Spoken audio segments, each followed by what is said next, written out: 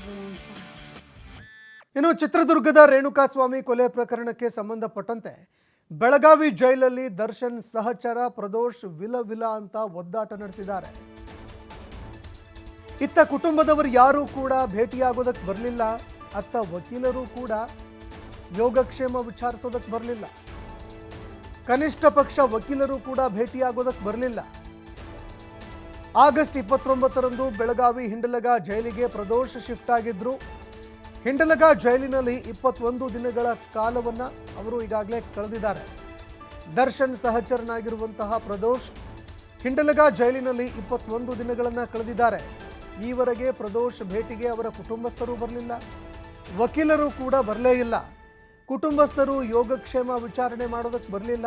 ವಕೀಲರು ಮುಂದೇನು ಮಾಡಬೇಕು ಅಂತ, ಏನು ಮಾಡಬೇಕು ಮುಂದೆ ಅನ್ನುವಂಥದ್ದನ್ನು ವಿಚಾರ ಮಾಡೋದಕ್ಕೆ ವಕೀಲರು ಕೂಡ ಬರಲಿಲ್ಲ.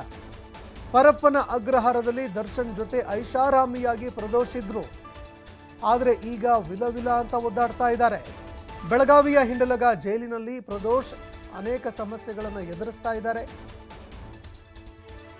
ಇನ್ನು ಮಾಡಿದ್ದುಣ್ಣೋ ಮಾರಾಯ ಅನ್ನುವ ರೀತಿಯಲ್ಲಿ ಪ್ರದೋಷ್ ಅನೇಕ ಸಮಸ್ಯೆಗಳನ್ನು ಎದುರಿಸ್ತಾ ಇದ್ದಾರೆ. ದರ್ಶನ್ಗೆ ಏನೋ ಒಂದೆಡೆ ಟಿವಿ ಆದರೂ ಸಿಕ್ತು, ಆದರೆ ಪ್ರದೋಷ್ಗೆ ಏನೇನೂ ಸಿಗ್ತಾ ಇಲ್ಲ. ಜೈಲಿಗೆ ಸೇರಿದ ಬಳಿಕ ಅನೇಕ ಸಮಸ್ಯೆಗಳನ್ನು ಎದುರಿಸ್ತಾ ಇದ್ದಾರೆ. ಕುಟುಂಬಸ್ಥರು ಕೂಡ ಭೇಟಿ ಮಾಡೋದಕ್ಕೆ ಬರಲಿಲ್ಲ.